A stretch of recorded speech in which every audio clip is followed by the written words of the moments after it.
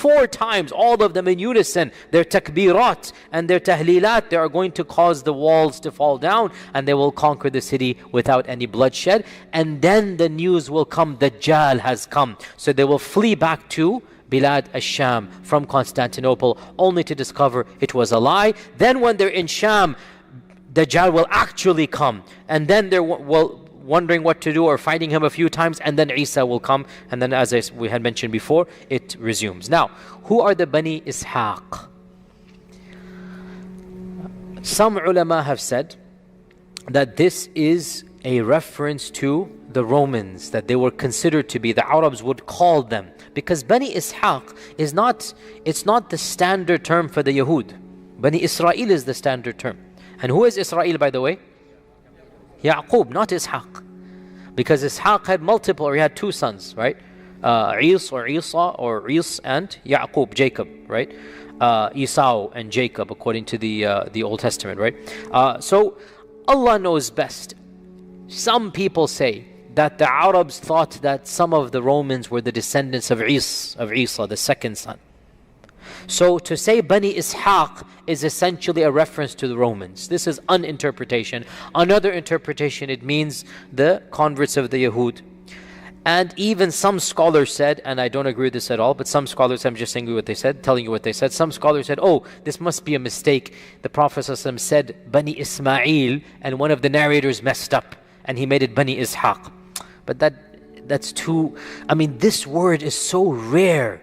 It's impossible that somebody would have messed it up, right? So a number of ulama said, this is so bizarre, Bani Ishaq. It never occurs in any hadith, Bani Ishaq. It's not even Bani Ismail. You know, it's Bani Ishaq, right? Or sorry, it's not Bani Yaqub or Bani Israel, I meant Bani Israel. It's Bani Ishaq. And it appears, and Allah knows best, this goes back, because the term 70,000 is mentioned. It goes back to the other hadith, which is very clear that there are going to be 70,000. Now remember, 70,000 in Arabic does not mean exactly census 70,000. It is a broad figure. You know, we say in English, man, I called you a dozen times. You don't mean a dozen, right? Now, if you say, I called you 7 times, you mean 7, right? But you say, I called you a dozen times, or I called you 100 times. Everybody knows you don't mean it literally. In Arabic, 7, 70, 700, 70,000. This is the generic. When you say 7, you mean I called you a few or something. When you say 70, it's around that. So 70,000 basically means around 100,000 or 50,000, around that much, right? It's not exact 70,000. So the Prophet ﷺ is saying there will be 70,000 converts, essentially. This looks like we're deriving this from all of these hadith. Means like 100,000 of them have converted. That's not a minor amount, and they are fighting on the side of the Muslims. And it is at their hands, the hands of the converts, that Constantinople will be conquered. Not at the hands of the born Muslims. It will be those who are pure, those that have chosen to fight with the truth. Allah will bless them, that when they say the takbirat, their takbirat will cause the walls of the city to fall down, and they will then conquer Constantinople or Constantinople. طيب. Now, this is the standard interpretation. I am sympathetic to it. A number of scholars say this hadith doesn't apply to Constantinople. Have you heard of a city, a part of it is in the ocean and a part of it is on land? That's what the hadith says. Another group of scholars says this hadith is a reference to Venice. Venice, canals, whatnot. And we say maybe, Allahu A'lam. What can we say? Maybe. I can't deny it, can I? Because the hadith doesn't mention Constantinople. However, other ahadith mention Constantinople. No hadith mentions Venice.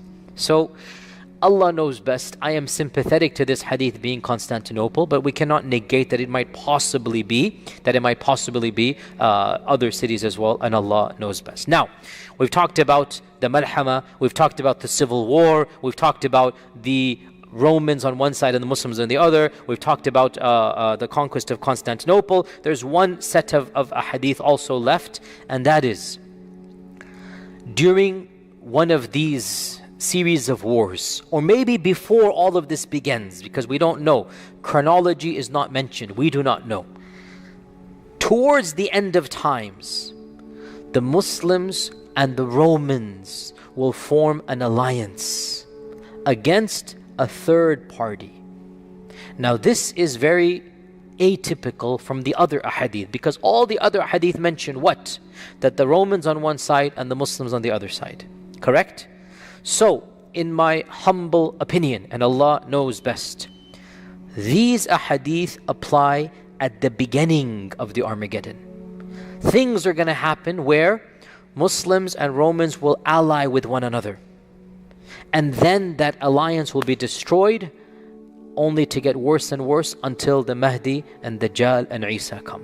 And Allah knows best. And during this time frame, people will convert from the Roman side to the Muslim side. Okay, what are these ahadith of this alliance and treaty? And also these are authentic hadith.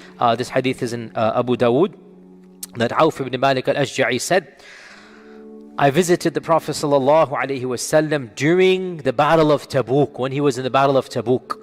And his tent was made out of leather. His tent was made out of leather. So I sat in front of the tent. The Prophet ﷺ gave me permission. He said, come in, Ya Auf.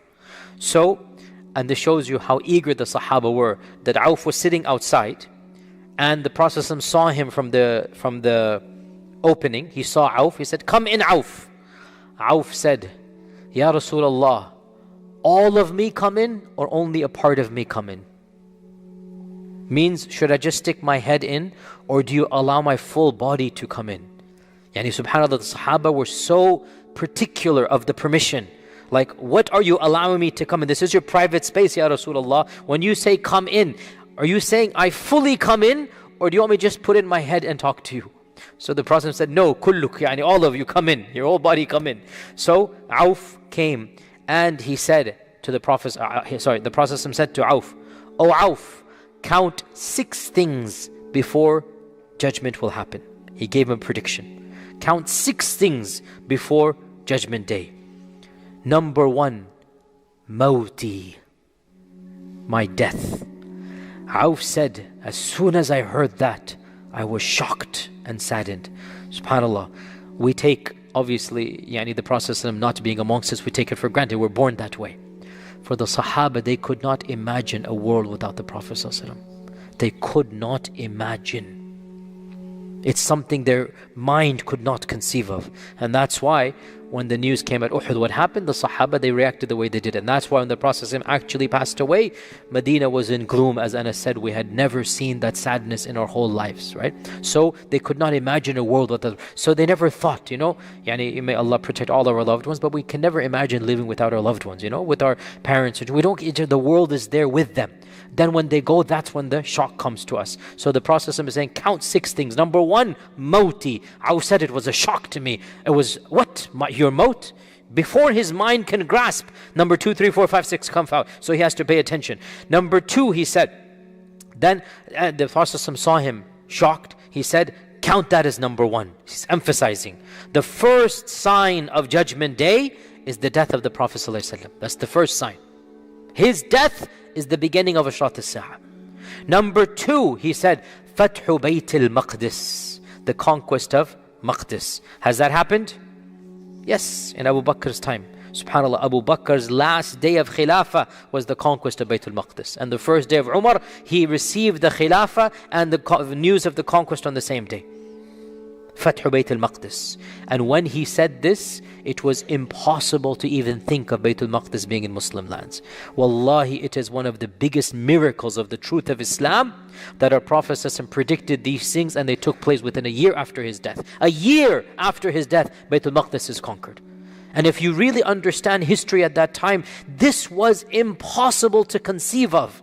That this small group of Muslims in Medina who have not yet even conquered Mecca, and they're going to go conquer Bilad al-Sham and Bilad al-Rum and Bilad al-Faris. It's inconceivable. And yet within a year that took place. One of the most unexpected historical turns for Western historians is the rise of Islam. It is inexplicable. They cannot explain it. How could a group from their perspective of ragtag Bedouins come and disrupt human civilization, destroy the Sassanid Empire, carve out the Byzantine Empire, create a civilization that was even more glorious than the both of those previous ones combined? They don't understand how that happened. So for us, our Prophet said, number 2, it will be the conquest of Jerusalem. Number 3, a plague that will come amongst you and destroy your children and your wealth and property, and it will purify your good deeds.